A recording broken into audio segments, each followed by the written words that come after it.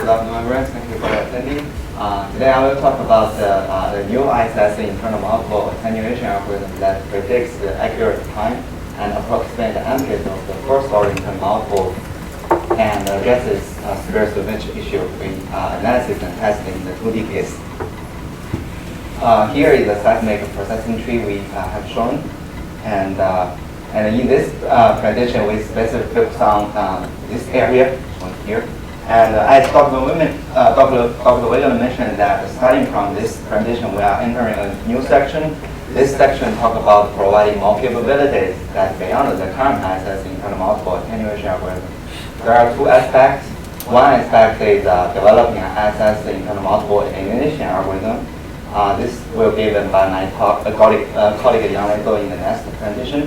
And in this presentation, we'll focus on the removal of the spurious events.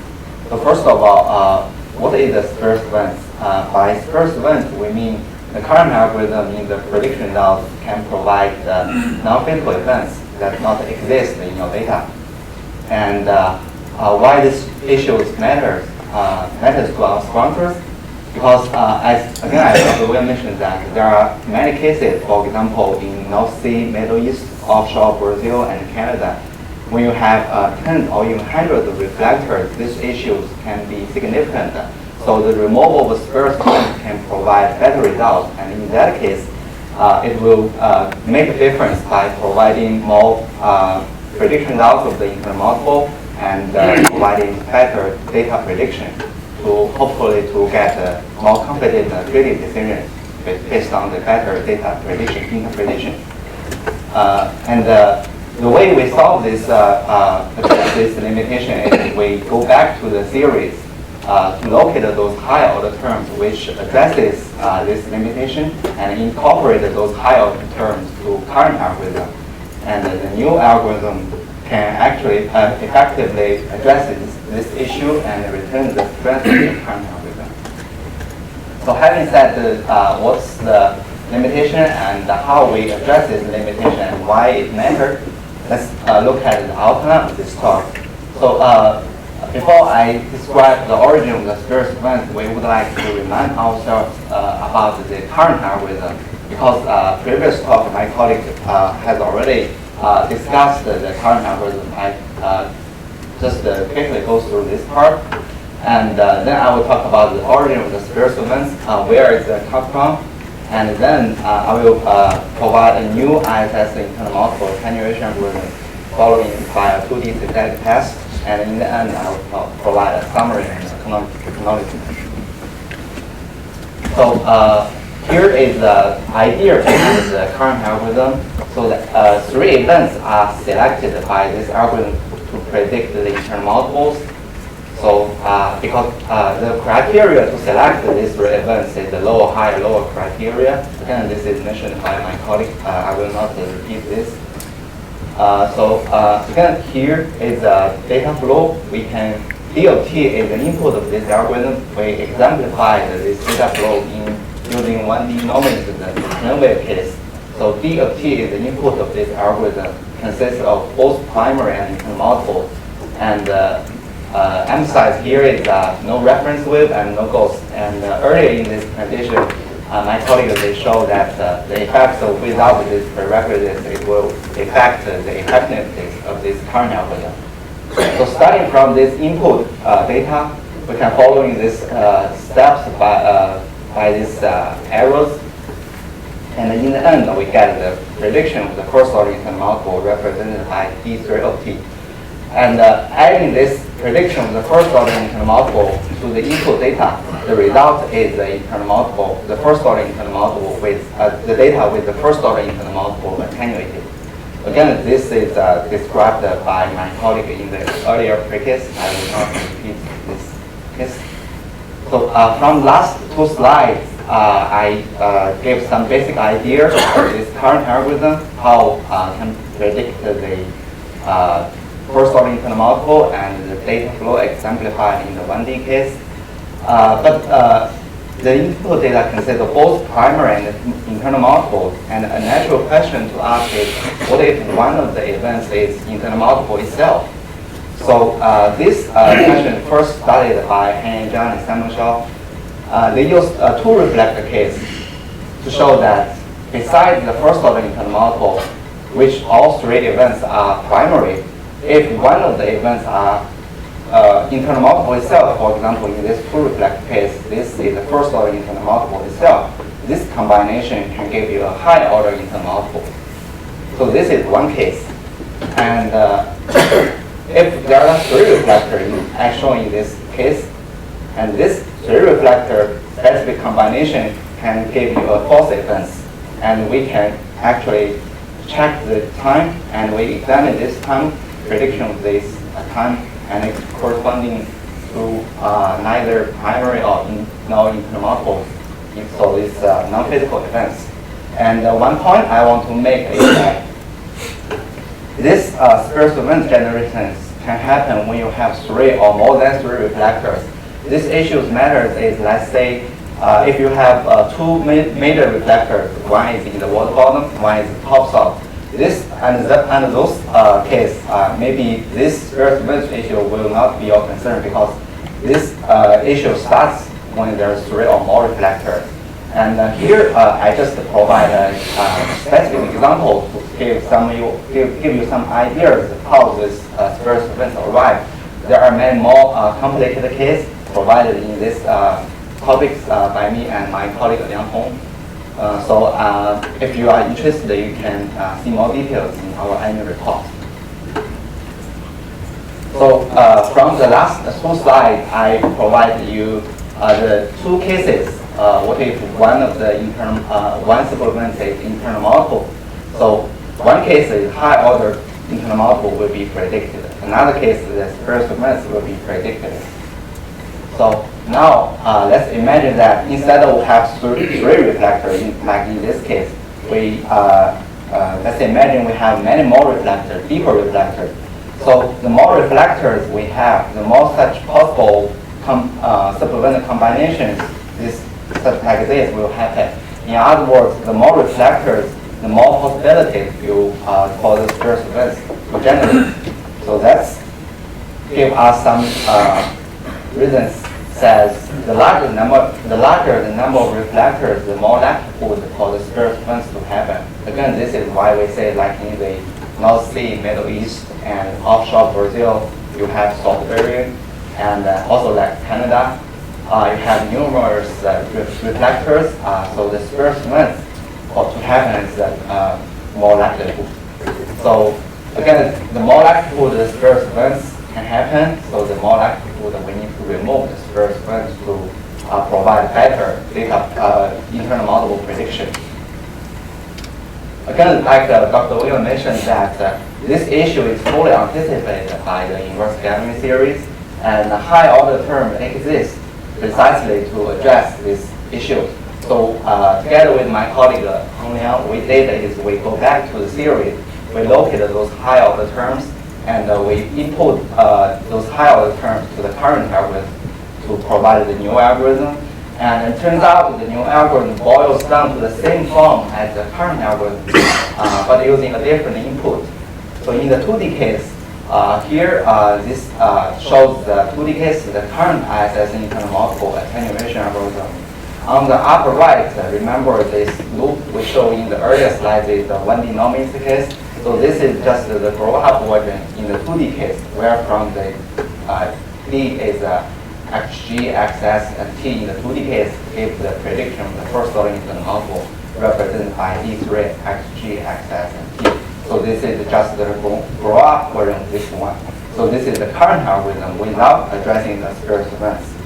And here is the new algorithm with addressing the spurious events. We can see the steps after is follow the same, except we have the new input, which is D is the original input here, and D3 is output from the current algorithm. I'm not going to show how we find those terms, and intuitively to understanding this, how this new algorithm can address the spurious events is we understand the spurious events itself acting as sub-event can lead to spurious prediction. So if we add this, use this D plus D3 as a new input, this will have the reduced internal multiple as a new input. So the basic idea is the spurious events will be reduced by reducing the internal multiple in the input, because by examining the origin of the spurious events. But keep in mind that at the same time, the high order internal multiple prediction will also be reduced, because we reduce the internal multiple in our input. Like the input of this high order internal multiple can be predicted if the internal multiple itself acts as its events. So the higher order term internal multiple prediction will be reduced at the same time. But in this, our focus right now is only focusing on the first order internal multiple. And we know the high order internal multiple are important as they are attenuating and eliminating those high order terms in our plan. We will focus on that in our future. But right now we are focusing on to provide a more effective method to remove the first order internal multiple. Next, I will show a numerical test in the 2D case. Here is the example we use for this test. This simple 2D 3-reflector case. This is a model from Western G-code, and we show the parameters of this model. You can see from the parameters, the reflection coefficient for this model is very big. So here is details of this model. It's total 251 shots. Each shot is total 251 trays with 500 samples. Sales line cover total to 6,250 meters. Duration of the trace is 4 seconds. So next, here I show the prediction results without addressing the spurious events on this area, the black line to the right. Maybe I can close the line.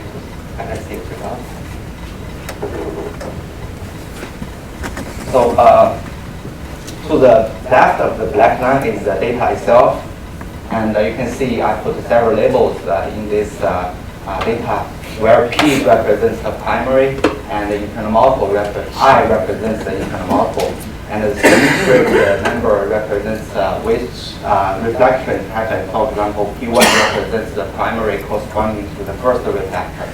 And the I212 represents the internal multiple generated at the second reflector, first reflector, second reflector, three reflecting locations. And the right part to the black line is the prediction result without addressing spurious events.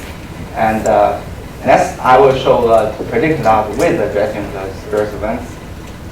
And the arrows down here show some prediction results that better matches the input, the data itself. It's not very clear in the shot gather comparison. Let's move to the trace comparison, where we did is we extract the trace represented by this black line, and we compare the results with and without addressing the spurious events. Here is the prediction results without addressing spurious events. The red line is the prediction result, and the blue line represents the data itself. And next, I will show the prediction results with addressing the spurious events and compare that with the data itself. Here we can see the trace comparison, where the black arrows point to the place where by addressing the spurious events, the prediction results improves. However, like we mentioned earlier, by addressing the spurious events, the higher order internal multiple will be reduced, like pointed out by these red arrows. So in this area, the improvements made. So this is a 3-reflector case. To give you an idea of how this removal of spurious events performed in a more realistic case, I would like to remind you of a previous test when I was an intern at Astronomy, and this is a test based on well consist of many reflectors. So here shows the velocity profile. This shows the density profile. We can see they consist of many reflectors. So based on this model, we use the reflectivity method to generate the data. Because we use the reflectivity method, we can just produce the internal multiple itself. So we can use the model the internal multiple as a benchmark and compare our prediction loss with and without addressing the spurious events to see the improvements. So next slide, I will show the comparison between the prediction loss with and without the with and without addressing the spurious events to the accurate internal multiple in the data we modeled. So here shows the first, the blue line represents the actual internal multiple of all orders in the data as a benchmark. And the red line represents the prediction loss without addressing spurious events. So we can see there's some mismatch between pointed out by these arrows. And next, I will show the prediction loss with addressing the spurious events. So we can see there's a dramatic improvement when there are numerous reflectors. To be honest, we are impressed by this improvement when we first see this result. Considering what we did is only we use the output from the current algorithm and add it to the original data and run this program again. But it seems trivial, but the reason behind this is this can actually effectively address the spurious events. And actually, this result convinces us that in the real case, where you have numerous reflectors, it's by removing the spurious events can dramatically improve our internal model predictions. So here is a summary. So first, we provide a new ISS internal multiple attenuation algorithm that can address the spurious events and at the same time retain the strength of the current algorithm. And the larger the number of reflectors, for example, in the North Sea, Middle East, offshore Brazil, and Canada, maybe in the other place in the world, just list a few cases, the more likelihood the spurious events will be generated, the more likelihood the new algorithm may be needed to provide a better internal multiple prediction. And in the few cases, like you have a few reflectors, you are not fully confident, sure whether the spurious events ratio will matter. 1D reconnaissance is recommended to examine the issue. And a point here is I would like to emphasize is there's no harm to apply this new algorithm. In other words, if there are no spurious events in your data, you apply this new algorithm, there will be no additional events. There will be no additional events to predict so there's no harm to predict the new, to apply this new algorithm if there are no spurious events in your data. And in the end, there's code delivery. The 2D and 3D ISS internal multiple attenuation algorithm that addresses the spurious events will be delivered by December 2015. So the bottom line is that as a group, we are committed to address and deliver a solution to the multiple removal challenges we're facing in our industry. And this study is just one activity among many different projects within M-OSRP to provide more effectiveness to remove the multiples. Here is again the seismic tree. In the end, I would like to thank all M-OSRP sponsors for their support and encouragement, and the Kuwait Oil Company Exploration Geosolution Corporation to use their well-known data in studies on the ISS method for practical application, and the KOC at the Western Geological Measurement Commission to study the results.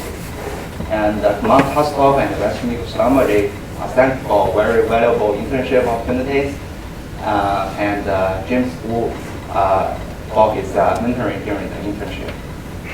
Thank you for our sponsors, and your questions are welcome. Thank you.